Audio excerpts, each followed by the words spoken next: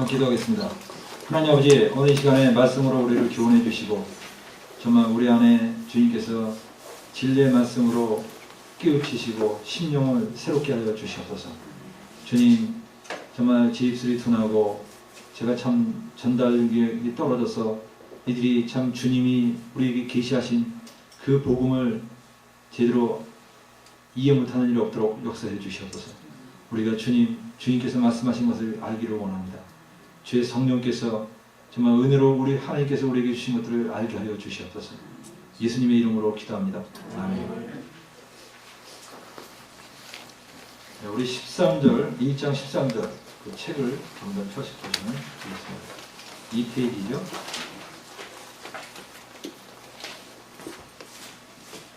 자, 12절에서부터 한번 같이 읽어볼까요?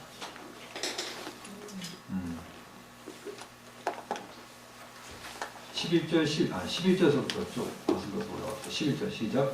형제들아, 내가 너희에게 알려노니 내가 전한 복음은 사람의 뜻을 따라 된 것이 아니라 이는 내가 사람에게서 받은 것도 아니요 배운 것도 아니요 오직 예수 그리스도의 계시로 말미암아. 자, 여기서 여러분들 어떤 결론을 내려요? 사도 바울이 전한 복음이 누구 거라고요? 예수 그리스도 것입니다. 절대 이거를 타협하면 안 됩니다. 예수 그리스도 것입니다. 사도 바울의 것은, 사도 바울이 전한 복음은. 그래서 오늘날에 많은 신학자들이 이 복음을 변개시키고 있습니다. 근데 변개시키는 건 전부 다 다른 복음입니다. 사도 바울이 전한 이 복음을 우리가 붙잡아야 됩니다. 13절. 내가 이전에 유대교에 있을 때 행한 일을 너희가 들었거니와 하나님의 교회를 심히 박해하여 멸하고 내가 내 동족 중 여러 영갑자보다 유대교를 지나치게 믿어 내 조상의 전통에 대하여 더 열심히 있었으나 그러나 내 어머니의 피로부터 나를 특정하시고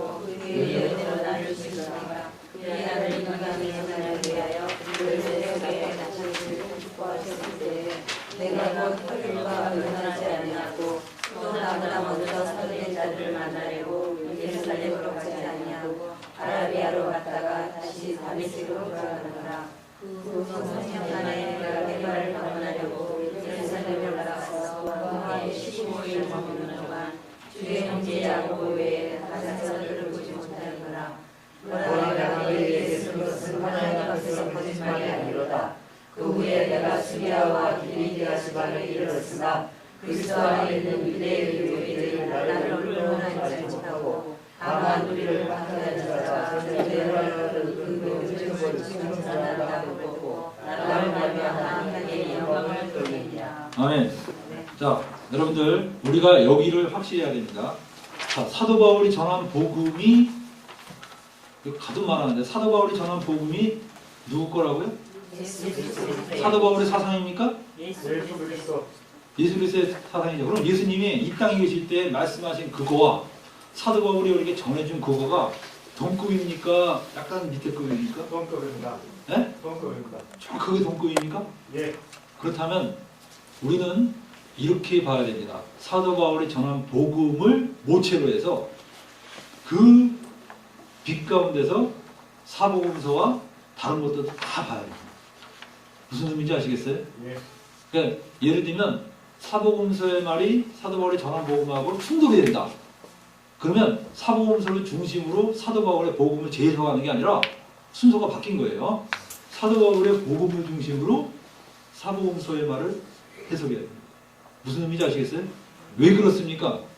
아까 말했죠. 사복음서에서는 예수님은 시대적으로 율법과 복음이 혼재되어 있던 그 시대를 사셨고 예수님 당시에 제사장이 있었습니까? 없었습니까? 있었죠. 돌 성전이 있었습니까? 없었습니까? 있었습니다. 제사가 드려졌습니까? 안 드려졌습니까? 드려졌죠. 그리고 유대인들이 있었죠. 그 당시에 레이지파가 있었죠. 다 있었어요. 그 시대에 예수님이 유대인들에게 하신 말씀 그것과 사도 바울은 완전히 이게 다 벗겨진 겁니다. 이방인들은 원래 제사장이 이방인들 제사장이 어디 있습니까? 이방인들 성전이 어디 있어요? 이방인이 무슨 레이지파가 어디 있습니까? 생판 없는 사람들이에요. 그 사람들에게 예수님이 바울에게 너 그들에게 이렇게 전파해라 라고 말한 그 계시가 있어요.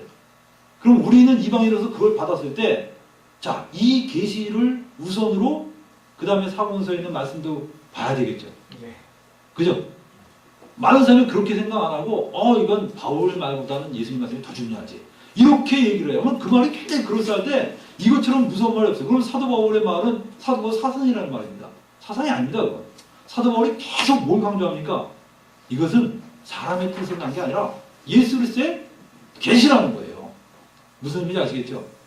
그러면 여기서 우리 한번 이렇게 들어갑시다. 근데 사도 바울이 예수님을 딱 만나고 난 뒤에 누구 제일 처음에 만나야 됐습니까? 자, 양정 선생님이 원래 예수를 안 믿고 예수 믿는 사람 다 비판했는데 내가 양정 선생님한테 그렇게 전도하려고 그러는데 계속 비판하고 다니다가 만약 예수 믿게 되면 누구를 제일 먼저 만나고 싶을까요? 저를 계속 제일 만나고 싶겠죠. 마찬가지로 사도 바울이 그렇게 기독교인들을 비판한 다음에 사도 바울이 다메섹에서 만났죠. 누굴? 예수님을 만났어요. 사도 바울이 예수님 딱 만나고선 엄청나게 충격을 받아갖고 3박 4일 동안 식음을 전파했다고 했어요. 먹지도 않고 마시지도 않고 자지도 않고 그냥 충격받아갖고 그냥 얼빠져 있었어요. 그리고 사도 바울이 딱 깨달은 게 뭔지 아세요? 사도 바울이 그 예수님 다메섹에서 만난 그 사건 나오죠. 우리 그 사도행전 찾아봅시다. 사도행전 9장. 한번 성경을 한번 펴보세요. 사도행전 9장 3절을 보겠습니다. 사울이 행하여 다메섹에 가까이 가더니 호련히 하늘에서 빛이 저를 둘러 비치는지라. 땅에 엎드려져 들음에 소리 있어 가로되 사울아 사울아 내가 어찌하여 나를 핍박하느냐 하시거늘 대답하되 주여 니시오니까 가라사대 나는 네가 핍박하는 예수다. 내가 일어나서 성으로 들어가라. 행할 것을 내게 이를 자가 있느니라. 여러분들 이 바울에게 있어서 예수님과의 만남은 그의 일생일 때에 어마어마한 충격이었습니다. 그죠? 그리고 바울이 그 예수님을 만나고 난 뒤에 자기는 정말 예수님은 아무것도 아니라 생각했는데 이분이 네가 왜 나 핍박하느냐 그랬을 때 이것은 그냥 단순한 그냥 무슨 산신령 이야기가 아니에요.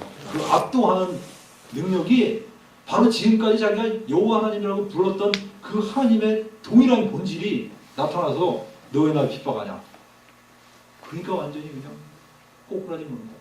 그리고 바울이 3일 동안 식음을 전폐한 다음에 바울이 정신을 차리고 아나니아라는 사람한테 안수를 받고 눈에 비닐이 떨어지면서 드디어 볼 수 있게 되었어요. 그리고서 제일 처음에 전파한 게 뭔지 아세요? 사람들에게 뭘 전파했을까요? 복음을 전파했을까요? 아니 바울이 3일 동안에 어떻게 복음을 깨달아요? 전혀 그때 복음이 계시가 안 됐어요. 뭘 전파했을까요 바울이? 예? 뭐라고? 자신이 만난 예수님. 내가 만난 예수님을 전파했어요? 아닙니다. 바울이 뭘 전파했냐면 사도행전 9장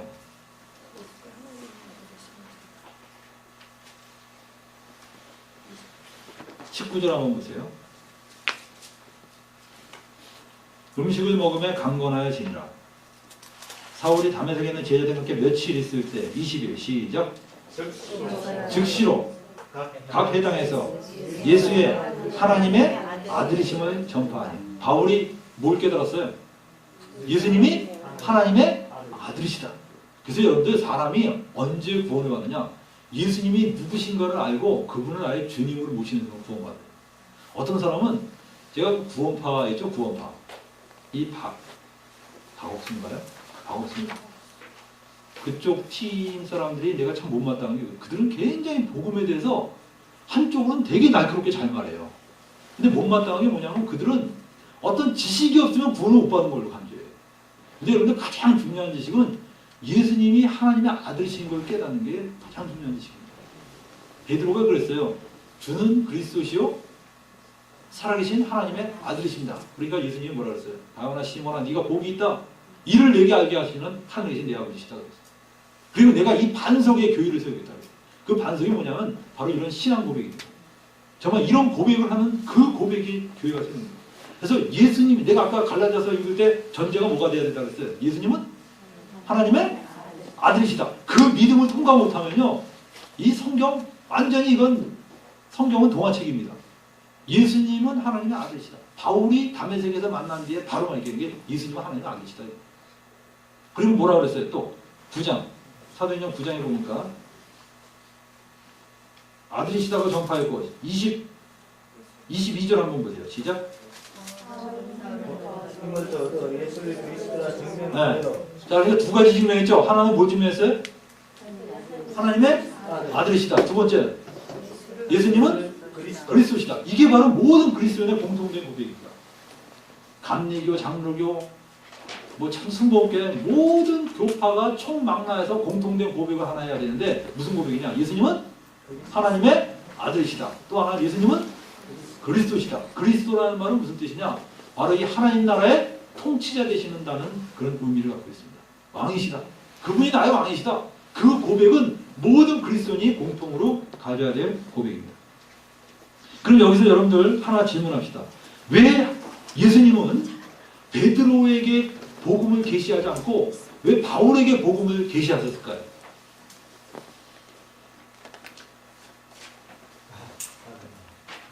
성경에 안 나왔습니다. 그게. 왜 그랬는지. 근데 한 가지 분명한 건 바울에게 복음을 계시하셨어요.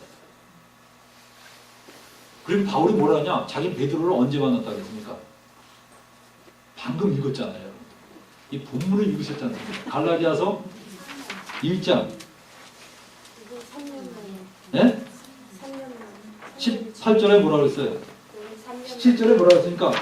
또 나보다 먼저 사도된 자를 만나려고 예루살렘에 가지 않고 어디로 갔다 그랬어요? 아라비아로 갔다 그랬습니다. 그리고 몇 년 만에 게바를 만났어요? 3년 만에 만났어요. 여러분 이 3년 동안에 바울이 복음을 깨달은 거예요. 아시겠어요? 근데 왜 하나님께서는 왜 바울을 베드로를 안 만나게 하셨을까? 진짜 누굴 만나야 돼? 지금 기독교의 정통이 누굽니까? 그 당시에 베드로죠. 바로 이어받았잖아요. 예수님 바로 릴리에 보면 이 바톤 이어받은 사람이 있는데 그 바톤 이어받은 게 바로 베드로 아닙니까? 근데 이 베드로를 만나지 않고 왜 하나님은 바울을 뺑뺑이로 3년 동안 돌리셨냐? 저는 여기에 굉장한 비밀이 있습니다. 바울은요, 베드로는 예수님을 어떻게 만났습니까? 베드로가 만난 예수님을 한번 잠깐 보면요. 베드로는 예수님을 요한복음 1장 40절에 베드로가 처음 예수님 만난 광경이 나옵니다. 요한복음 1장 40절 한번 보세요. 1장 40절. 1장 40절 한번 볼까요? 여기 한번 보세요. 시작. 요한의 말을 듣고 예수를 쫓는 두 사람 중에 하나는 시몬 베드로의 형제 안드레라.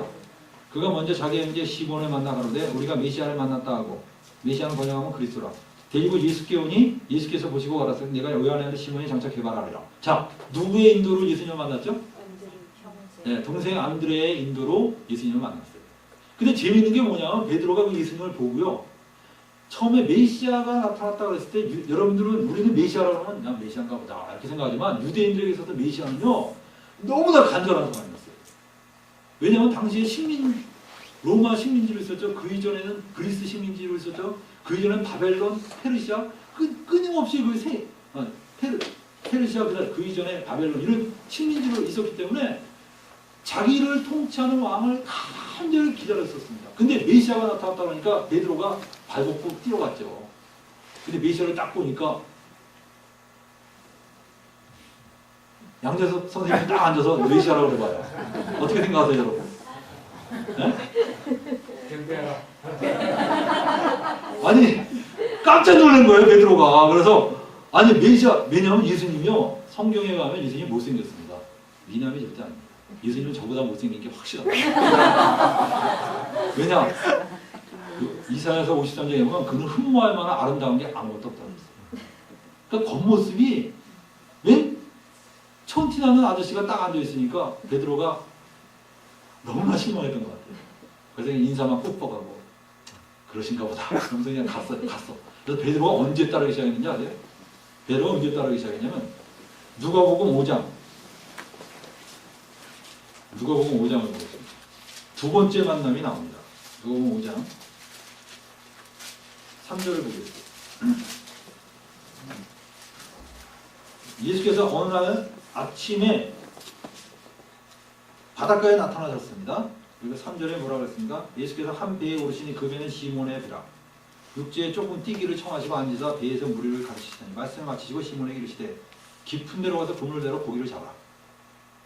근데 재밌는 게 5절 보세요. 시몬이 대답하여 가로되 선생이여 우리가 밤이 맞도록 수고를 하였으나 얻은 것이 없지만 말씀에 의지하여 내가 그물을 내리다. 자, 여기서 한번 보세요. 자, 베드로는 이 바닥에 몇 년을 산 사람입니까? 저는 수십 년을 산 사람이에요. 이 바닥에서. 근데 밤새도록 고기를 한 마리도 못 잡았어요. 근데 전공이 목수인 사람이 나타났어요. 자기 전공이 어부인데. 근데 전공이 목수인 사람이 딱 오더니 조언을 한답시고 깊은 데 가서 그물을 내리라는 거예요. 여러분들 이러면 정말 우리는 짜증납니다. 제가 이 수학 선생님인데 문제를 못 풀어서 막 쩔쩔매는데 영어 선생님이 딱 오더니 제가 한번 풀어보겠습니다. 화가 나죠, 화가 나. 그죠? 근데 중요한 게 뭐냐? 그물을 내려라. 그러니까 기가 막히지만 말씀에 의지해서 내가 내려보겠습니다. 그래서 내렸어요. 내렸더니 그 밤새도록 한 마리도 못 잡았던 그 그물에 얼마나 고기가 많이 잡혔는지 그물이 찢어졌다고 했어요.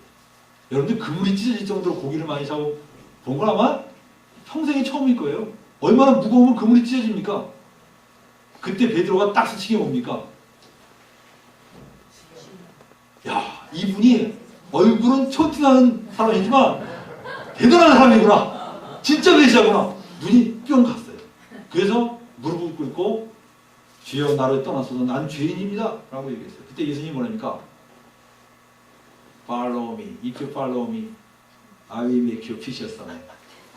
나를 따라온다면 너는 살아남는 어부가 되게 하겠다. 네가 나를 따라오면 내가 너를 살아남는 어부가 되게 하겠다. 이거죠. 살아남는 어부가 되게 하겠다. 그래서 베드로가 예수님은 따라합니다. 그때부터 베드로는 슈퍼맨을 본 거예요. 죽은 사람을 살리죠. 무리를 걸어오시질 않나. 자기도 한번 무리에 걸어보겠다고 좀 걷다가 빠지질 않나. 이건 뭐 대단한 겁니다. 그냥.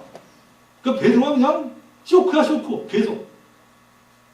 그래서 여러분들 베드로서에 보면 베드로는 예수님 따라다니면서 그러니까 베드로는 사람들 만나면 뭘 얘기할까요? 예수님이 어떤 분이라는 거. 만나는 사람마다 베드로가 예수님 승천하시고 난 다음에 베드로한테 예수님 얘기하다가 하면 뭐라 그럴까 예수님이. 그냥 예수님이 얼마나 놀라운 분인가를 설명하겠죠. 그래서 여러분들 베드로의 그 아들이라고 칭함받았던 마가라는 사람이 쓴 마가복음이 있어요. 원래 마가는 사도입니까? 아닙니까? 사도가 아닙니다. 사도가 아닌데 마가복음을 어떻게 우리가 받아들이냐. 우리는 이 마태, 마가, 누가, 요한 이게 전부 다 사도적 권위가 있는 것만 받아들이거든요. 근데 마가는 사도도 아닌데 왜 우리가 마가복음을 받아들이냐. 그 마가가 베드로의 권위를 동일하게 갖고 있다고 우리는 받아들인 거예요. 왜냐하면 마가가 베드로 쫓아다니고 그래서 아들처럼 여겼거든요. 마가. 그렇기 때문에 마가에 쓴 것은 곧 베드로가 말한 거를 마가가 받아 쓴 거다. 같은 권위를 받아들여서 마가복음을 받는 거예요. 근데 그 마가복음의 특징이 뭐냐면 예수님의 능력이에요. 막 기적을 일으키는 거 있어요. 여러분들 베드로 후서를 잠깐 보면 베드로후서 1장 12절 이 베드로가 마지막으로 쓴 글입니다. 베드로후서 1장 16절 한번 보세요. 베드로후서 1장 16절 베드로후서 1장 16절 1장 16절 한번 보세요. 뭐라고 나옵니까? 우리 주 예수 그리스도의 능력과 강림하심을 너에게 알고 오시 공교히 만든 이야기를 조친 것이 아니오 우리는 그의 크신 위엄을 친히 본 자다. 17절 지극히 큰 영광 중에 이러한 소리가 그에게 나기를 이는 내 사랑하는 아들이요 늘 기뻐한 자라 하실 때 저가 하나님 아버지께 존귀와 영광을 받으십니다. 18절 이 소리는 우리가 저와 함께 거룩한 산에 있을 때에 하늘로서 나오면 들은 것이다. 네, 언제 들은 거라고 그랬어요? 산에서 들었다는 거예요. 산에서 그때 어떤 사건이 일어났었죠? 예, 예수님과 함께 올라갔는데 갑자기 예수님 옷이 확 변하더니 예수님이 누구하고 이야기했어요? 엘리야와 모세하고 이야기하는 걸 봤어요. 이때 베드로가 내가 여기서 주를 위하여 엘리야를 위해서 모세를 위하여 초막 셋을 짓고 여기서 삽시다 그랬어요. 베드로가 얼마나 충격을 받았는지 모릅니다. 그것을 지금 베드로후서에서 얘기하고 있는 거예요. 그분 이런 분이다! 라고 그랬어요. 근데 여러분들 베드로의 한계가 뭔지 아세요? 베드로는요 인간 예수를 봤기 때문에 인간 예수를 본 그 한계를 벗어나기가 굉장히 힘든 거예요. 예수님 화장실 가시는 것도 봤지. 예수하시고 막 배고파서 그냥 막 퍽 주저앉으신 것도 봤죠. 막 피곤해서 주무시는 것 같죠. 위대하신 분이지만 인간 예수를 벗어난다는 게 쉬운 게 아니에요. 그 위대하신 분이지만 정말 굉장한 분이지만 근데 바울은요 인간 예수를 못 봤습니다. 뭐부터 왔어요? 담에서 가다가 갑자기 빛이 팍 비치더니 너 왜 나 핍박하냐? 누구십니까? 난 네가 핍박하는 예수다. 바울에게 나타나는 예수님은요 인간 예수로 출발한 게 아닙니다. 전지전능한 하나님으로 출발합니다. 바울 하나님은 그 바울을 뗐어요. 왜냐하면 복음을 깨달으려면 예수님이 어떤 분인가를 확실하게 깨닫지 못하면 이 복음을 깨달을 수가 없어요. 바울의 논리는 딱 하나입니다. 이런 놀라우신 하나님의 아들이 이 지구에 왔다가 죽으셨다는 거야. 그 하나만 딱 붙잡고 아라비아로 간 거예요. 아시겠어요? 뭐 예수님이 뭐 무리를 걸으셨다고 이게 솔직히 사도 바울에게 있어서는요 그 하늘에서 나는 네가 핍박하는 예수다 하는 그 예수님이 이 땅에 왔을 때 무리를 걸었다는 게 신기할까요? 신기하지 않을까요? 예? 여러분들 뭐 아브라함에게 하나님이 나타나서 뭐 소돔 고모라 멸망했다. 오 신기하다. 그럽니까? 하나님이신데 바울에게 있어서는요 예수님이 무리를 걸으셨다 뭐 죽은 사람 같다 그거는요 진짜 그건 그냥 졸리운 이야기예요. 졸리운 이야기. 대단한 이야기가 아닙니다. 최승호가 죽은 사람 같다는 건 쇼크이지만 예수님이 죽은 사람 같다는 건 그냥 하품 나면서 한 명 살리셨습니까? 주님? 오늘은 몇 명 살리셨어요? 뭐 이렇게 말해야 됩니다. 아시겠어요?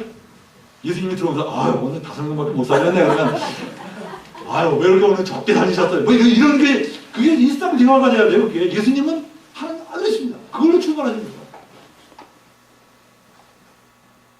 그래서 바울을 베드로 안 만나게 하시고 아라비아를 보내시고 그래서 딱 하나만 붙잡고 있으라는 거야.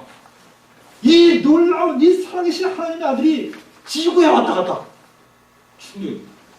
여러분들 어인이라는 이 무지비행사가 이런 얘기했습니다. 그 사람이 달에 갔다 왔는데 달에 갔다 왔다니까 이 사람한테 사인 받으려고 사람이 몰려오니까 어인이 이런 말을 했어요. 인간이 달에 갔다 왔다는 게 뭐가 그렇게 위대합니까? 진짜 위대한 사건은 하나님의 아들이 이 지구에 왔다 갔다는 사건입니다. 하나님의 아들이 지구에 왔다 갔어요. 근데 너무나 많은 사람이 대수롭지 않게 대한 거예요. 왜냐? 너무나 똑같은 모습을 입으시니까 그냥 아무렇지 않아요. 베드로도 굉장하다고 여겼지만 여전히 그 예수님 얼굴 상상하면서 아 참 이 인자하신 예수님 그 범위를 못 벗어날 수 있는 그 상황에서 하나님은 바울을 딱 택시하고서 바로 그냥 아라비아로 보내서 하나님의 아들이 이 땅에 와서 십자가 달려 죽었다. 야 하나님의 아들이 십자가 달려 죽었다는 거야. 에? 하나님의 아들이 십자가에서 죽었다. 그게 뭘 의미하느냐 이거야. 그게 뭘 의미하느냐. 요즘에 그 많은 자유신학자들이 뭐라는지 아세요? 예, 하나님의 아들이 십자가에 죽었다. 왜 죽었느냐? 그건 바로 우리들은 이렇게 착하게 살다가 목숨 걸고 정의를 위해서 싸우다 죽으라는 걸 본에 보여주신 겁니다. 여러분들 본 보여주신 분이 예수님밖에 없어요. 역사적으로 정의를 위해서 싸우다 죽은 사람은요 무수히 많아요. 본이.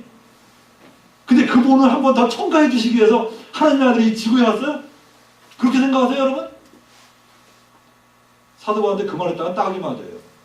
그죠? 이건 있을 수 없습니다. 하나님의 아들이 이 지구에 왔다 갔다. 이게 뭘 의미하느냐? 도대체 이게 뭘 의미합니까? 난 이분이 하나님의 아들이 아닌 줄 알고 지금까지 이 사람 예수 믿는 사람 다 때려 죽였어요. 근데 하나님의 아들이 이 땅에 와서 죽으셨다는 거예요. 제가 저 옛날에 그 어느 자매님을 복음을 막 전했어요. 그 자매님 이 폐암에 걸려서 죽어가시는 분이에요. 그분한테 내가 복음을 전하는데요. 이분이 복음을 아무리 들어도 네 이제 압니다. 이해만 하지 믿지를 않는 거예요. 믿지를. 예수님이 당신을 위해서 십자가 달려 죽으셨습니다. 예수를 믿으면 모든 일을 사함받습니다. 그러니까 아멘.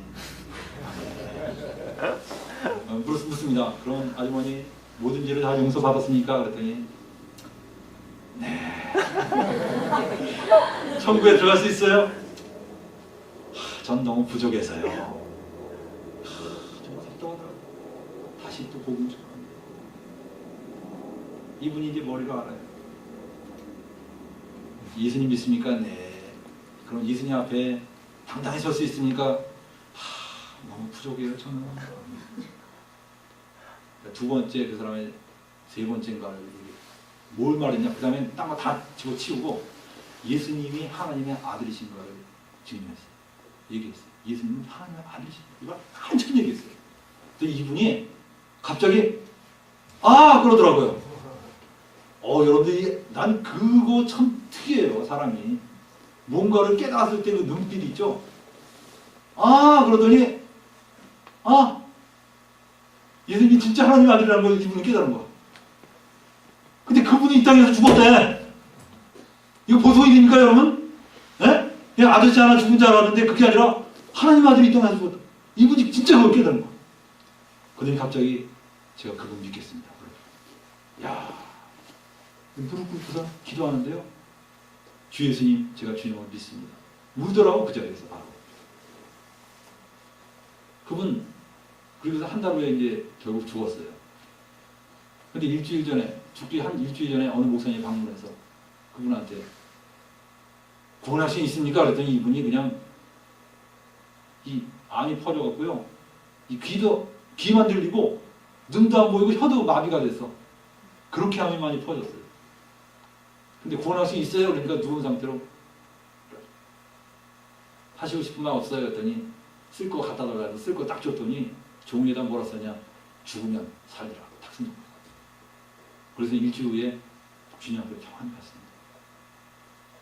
그렇게 믿음이 없던 그분이 예수님이 하나님의 아들이신데 그분이 나를 위해서 죽었다. 이게 얼마나 나에게 큰 의미를 가졌는가 이걸 깨달은 거예요. 여러분들 이 바울은요. 그래서 바울에게 있어서는 충격이 뭘까요? 바울이 3년 만에 베드로를 만났어요. 베드로 만나서 15일 동안 베드로하고 있었는데 그 15일 동안에 베드로는 바울을 만나서 무슨 얘기했을까요? 하나님이 베드로가 참 무식한 사람입니다, 솔직히. 고기 잡던 사람인데 뭐. 근데 하나님이 베드로 택한 이유는 딱 하나예요. 너 네 사상 보태지 말라는 거야. 넌 보고 들은 거 그대로 말하라는 거야, 그대로. 이 사람은 그냥 무식하니까 그냥 보고 들은 거 그대로 말하는 거야, 그대로.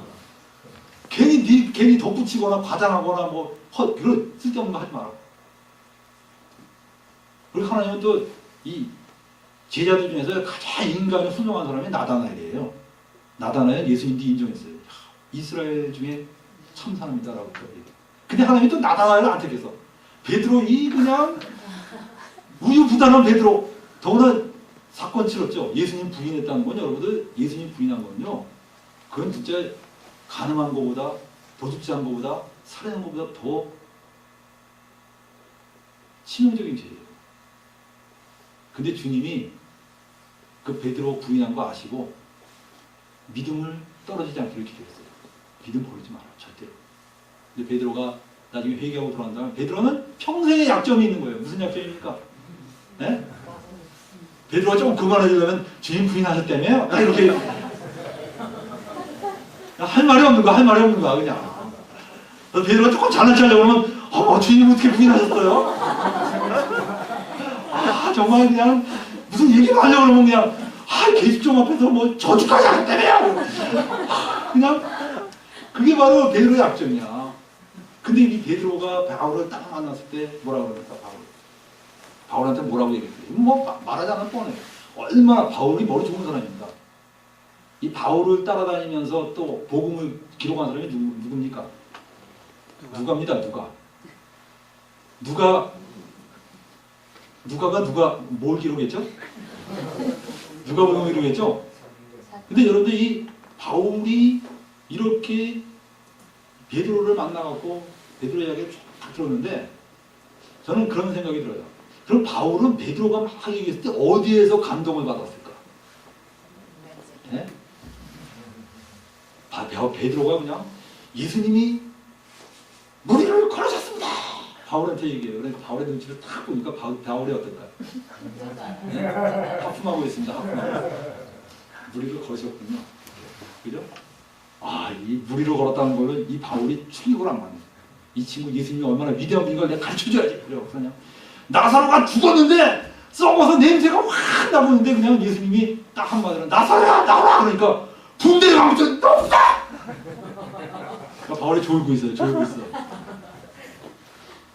야, 충격 안 받아. 베드로가 얘기합니다. 한 번은 예수님하고 저 바다 건너편으로 가는데 예수님 너무 피곤해서 배에서 주무시고 계셨습니다.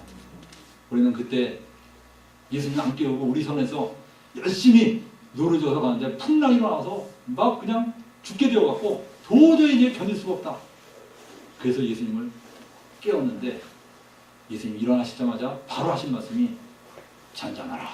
그러니까 그 파도가 잔잔해집니다. 그러니까 바울이 비로소 울어요. 그때 베드로는 야, 이 부분에선 감동을 받는다. 여러분들 바울이 감동받은 게 뭔지 아세요? 예수님이 잠잤다는 거예요.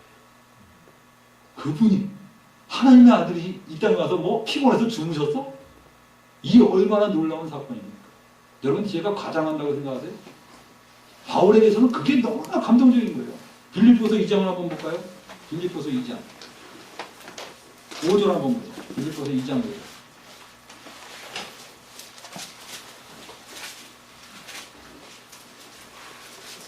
빌립보서 2장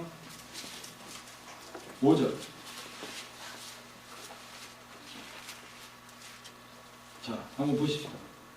너희 안에 이 마음을 품으라. 곧 그리스도 예수의 마음이니 그는 근본 하나님의 본체시나 하나님과 동등됨을 취할 것으로 여기지 아니하시고 오히려 자기를 비어 종의 형체를 가져 사람들과 같이 되셨고 사람의 모양으로 나타나셨으며 자기를 낮추시고 죽기까지 복종하셨으니 곧 십자가에 죽으십니다.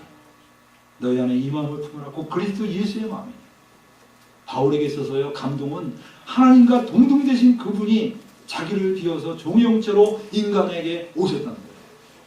아시겠어요?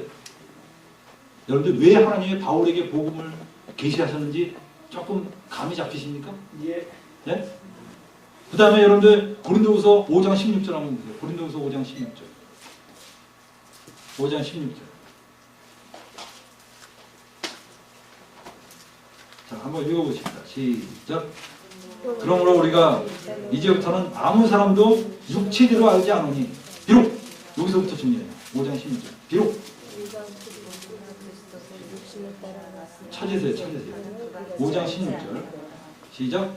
비록 우리가 그리스도도 육체대로 알았으나 이제부터는 이같이 알지 아니하노라.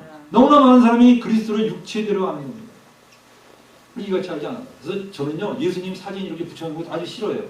예? 예수님 이렇게 수염 쫙 그리고 이거 고쳐놓은 거죠. 우리 크리스천들 그런 거 붙여놓으면 안 돼요.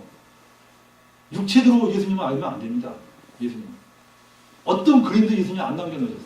그죠? 너무나 많은 사람이 육체대로 예수님을 잡고 접근하려고 합니다. 그러면 복음의 접근이 안 돼요. 여러분들 예수님은 하나님의 아들이십니다.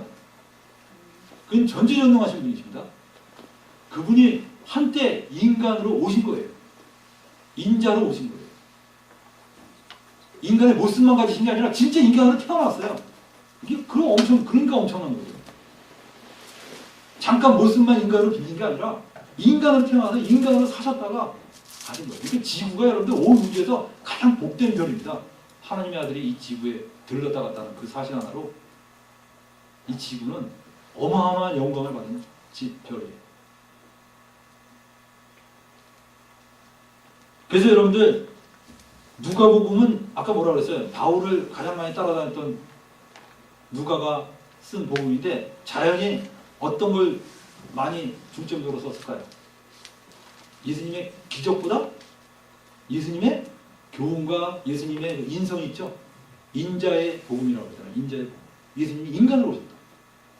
근데 베드로가 봤을 땐 그럼 인간 오신 거 나 봤는데 왜 그러냐. 근데 바울에게서는 인간 오신 게 너무나 신기한 거야. 어떻게 이분이 인간으로 오셨냐. 누가복음에 보면요. 예수님의 탄생 과정이 자세히 적혀 있어요.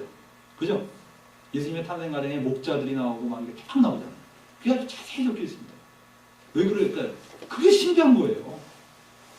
그죠? 원래 예수님이 인간으로만 하셨던 분은 그게 신기하지 않지만 정말 하나님의 아들인 걸 아는 사람은요. 천사들도 하나님의 아들이 지구에 인간으로 가셨다는 것은 천사들 전체가 충격적인 일입니다. 야, 어떻게 하나님의 아들이 지구에 이렇게 가셨을까? 그래서 여러분들 이 누가복음에 보면 다른 복음에서 발견하기 힘든 것들이 있어요. 예수님이 세리와 죄인들하고 어울린 사건들. 그게 누가복음에 가장 많이 나옵니다. 탕자 이야기, 삭개오 이야기 이런 것들이죠. 누가복음에 나와요. 예수님이 가장 비천한 인간들하고 함께 했다는 게 너무나 감동인 거예요. 여러분들 갈라디아서 2장을 보세요. 갈라디아서 2장 1절. 14년 후에 내가 바나바와 함께 디도를 데리고 다시 예루살렘에 올라갔나니. 네. 어떻게 됐다고요? 네. 네. 14년 후에 바나바와 함께 디도를 데리고 다시 예루살렘에 올라갔습니다. 예, 왜 올라갔느냐? 이때 올라간 사건이 있어요. 14년에 바나바와 디도를 데리고 예루살렘에 올라갔는데 왜 올라갔냐면 그 당시에 바울이 전한 복음을 반대했던 세력들이 있었습니다. 그 세력들이 막 반대하니까 이방 교회들이 혼란이 벌어졌어요.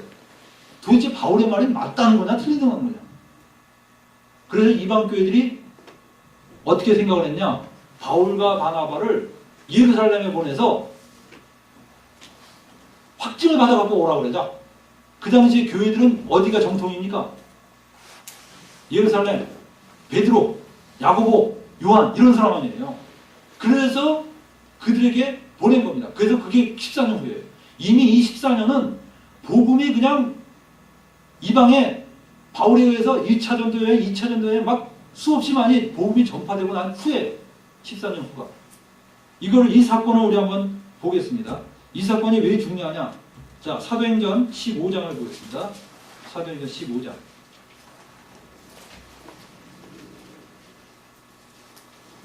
사도행전 15장 1절부터 한번 보겠습니다.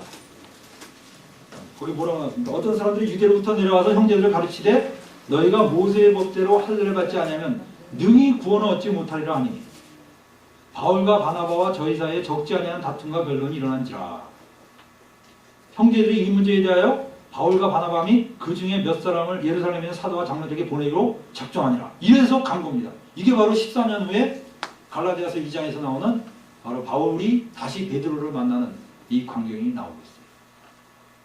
그러면서 바울이 교회의 전송을 받고 그들이 갔는데, 자, 어떤 걸로 가느냐? 어떤 문제로 갔습니까? 자, 15장 1절에 뭐라 그랬죠? 모세의 법대로 할례를 받지 아니하면 능히 구원을 받지 예, 못하리라. 모세의 법대로 할례를 받지 않으면 능히 구원을 받지 못하리라.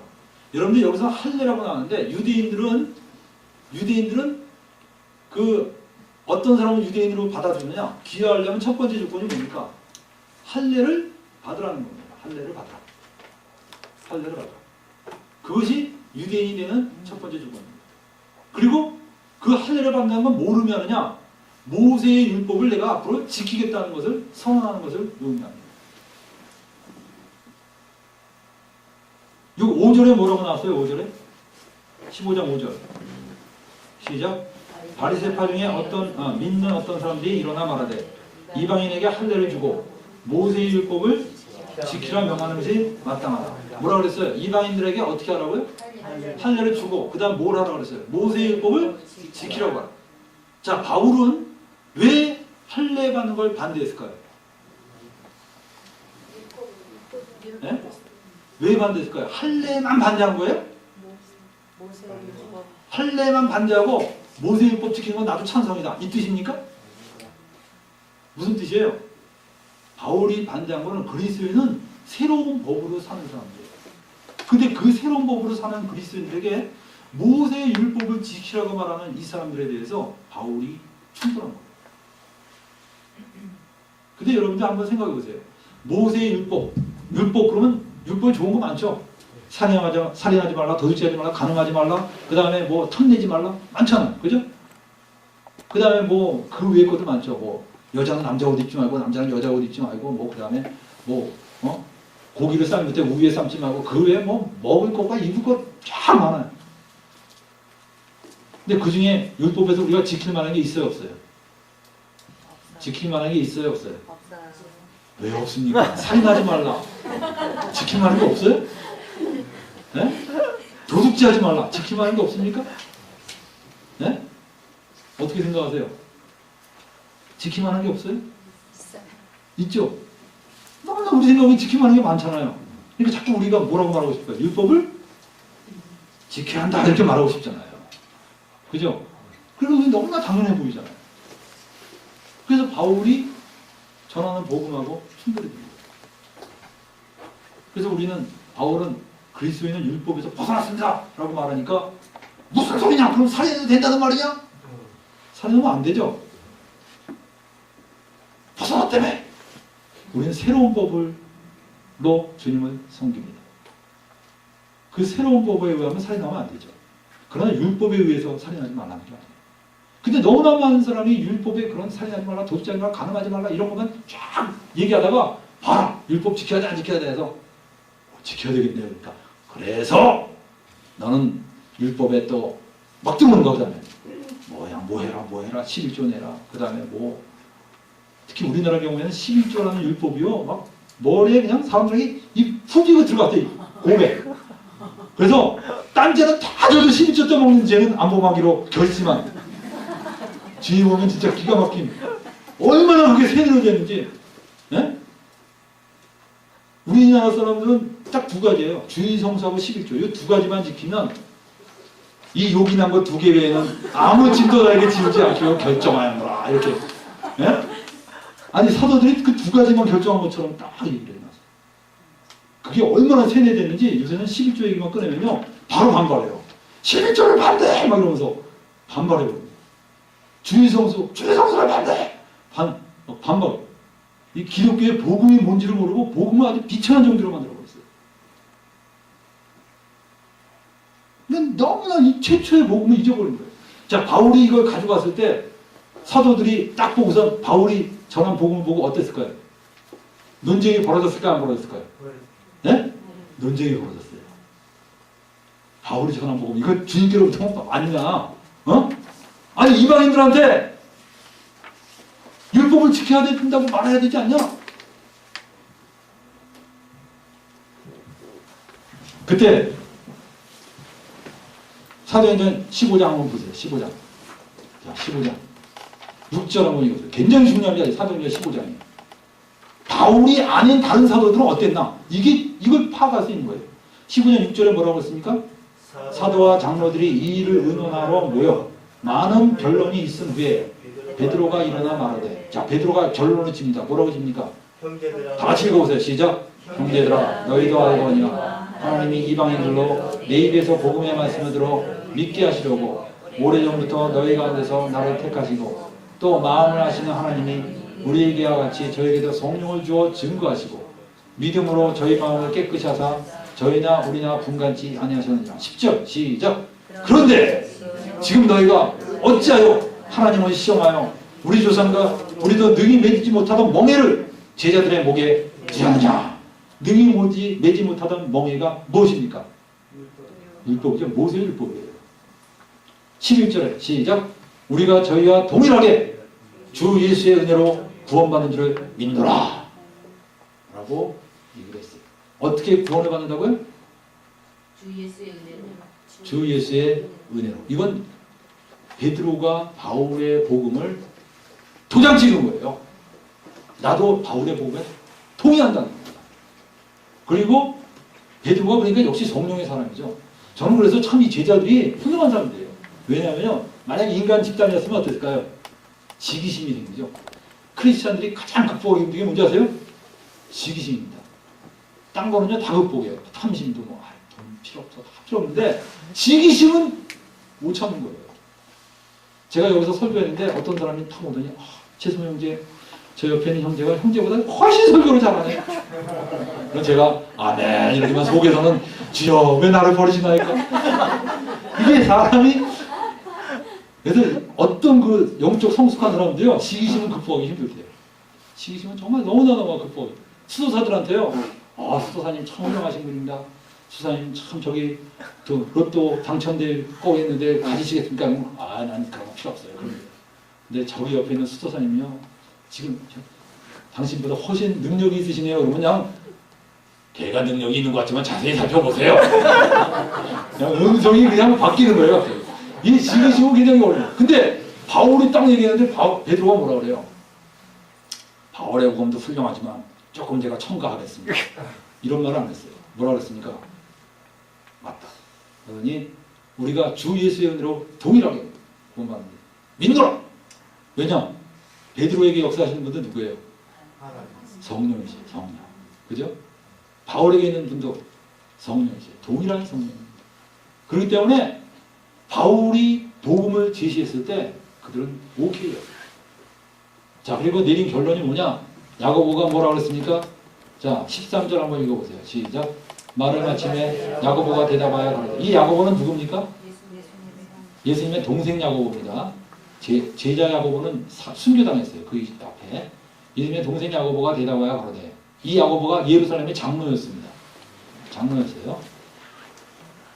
그 다음에 여기 쭉 보니까 뭐라고 나왔냐? 자, 19절 한번 읽어보세요. 시작. 그러므로 내 의견에는 이방인 중에서 하나님께로 돌아오는 자들을 괴롭게 하지 말자. 이방인 중에서 하나님께 돌아오는 자들을 괴롭게 하지 말고 20절에 뭐라 했어요? 다만 우상의 더러운 것과 음행과 목매어 죽인 것과 피를 멀리하라고 편지하는 것이 가하니. 자, 다시 한번 또 읽어봅시다. 28절 다 같이 읽어보세요. 시작. 네, 다시 성령과 누구요? 우리는 이 요긴한 것들 외에 아무 짐도 너에게 지우지 아니한 것이 가한 줄 알았느니. 어떤 거예요? 29절 시작. 우상의 제물과 피와 목매어 죽인 것과 음행을 멀리하지니라. 이에 스스로 상담은 잘 되리라. 평안함을 원하노라. 제가 바꿔볼게요. 성령과 우리는 이 요긴한 것들 외에 아무 짐도 너에게 지우지 아니하기를 가한 줄 알았느니 곧 11조와 주의 성수니라. 어떻게 생각하세요? 이 요긴한 것 외에 11조와 주의 성수. 여러분들 이건 복음을 바꿔버린 겁니다. 복음은 그렇게 말하지 않았어요. 저는요, 교회 내에 정말 여러분이 헌금 바치는 거 필요합니다. 중요합니다. 그것 때문에 여러분들 많은 사람들이 선교사들이 나가고 하고 있어요. 그죠? 주일날마다 모여서 예배 드리는 건 중요합니다. 형제들이 모여서 예배 드리는 건 중요하죠. 그건 그나마 복음의 핵심이 아닙니다. 절대로. 아시겠어요? 그거는 정말 그냥 잔챙이에요. 잔챙이. 그건 대단한 게 아닙니다. 여러분 돈이 대단한 것처럼 생각하고 돈 바치는 거 이게 어딨냐 막 이렇게 생각하는데 그거 솔직히 아무것도. 여러분들 구원받아서 기쁜 사람은요 바치지 마라 그래도 바쳐요. 기쁨으로 바칩니다. 즐거움으로 바쳐요. 그건 진짜 잔챙이에요. 실제로 하냐 안 하냐 그것도 싸울 필요도 없는 거. 너무나 사소한 거야. 진짜 중요한 게 뭐예요? 성령과 우리는 이 요긴한 것들 외에 아무 짐도 너에게 지지 않겠다. 몇 가지 얘기했죠. 우상의 제물, 목매어 죽인 거 피. 목매어 죽인 거 피는요, 유대인들은 목매어 죽인 거 피를 절대 먹지 않습니다. 근데 이방인들은 그걸 먹거든요. 근데 그걸 먹으면 유대인들하고 어떻게 식사 교제가 됩니까? 안 됩니까? 식사 교제가 안 되죠. 민족을 뛰어넘는 그 식사 교제가 절대로 안 돼요. 그런 아마 이 목매어 죽인 거 피를 왜 언급했는지 우리가 여기에 대해서 굉장히 의견이 많아요. 의견이 많지만 중요한 건 아무튼 유대인들이 가장 혐오스러워하는 그거를 이방인들에게 이것만큼 피해달라고 주문한 게 아니냐. 이렇게 우리가 보고 있습니다. 그리고 음행을 피하라. 그리고 이것에서 네가 잘하면 다 잘 되리라. 그래서 다 잘 되리라. 아시겠어요? 여러분 이 원시복음이라고 합니다. 이게 최초의 복음들, 최초의 그 사도들의 입에서 나온 것들을 여러분 캐치하셔야 돼요. 아시겠어요? 네. 오늘날의 종교 비즈니스에 의해서 막 이렇게 왜곡되고 착색된 그 복음이 아니고 최초의 사도들이 말했던 그 복음을 여러분 캐치하셔야 돼요. 그래야지 여러분이 진짜 크리스찬으로서 살아갈 수 있습니다. 아시겠어요? 그래서 여러분들 갈라디아서 2장으로 다시 돌아가겠습니다. 갈라디아서 2장. 이게 15장 사건. 자, 갈라디아서 2장 1절 한번 보세요. 14년에 내가 바나바와 함께 디도를 데리고 다시 예루살렘에 올라갔다.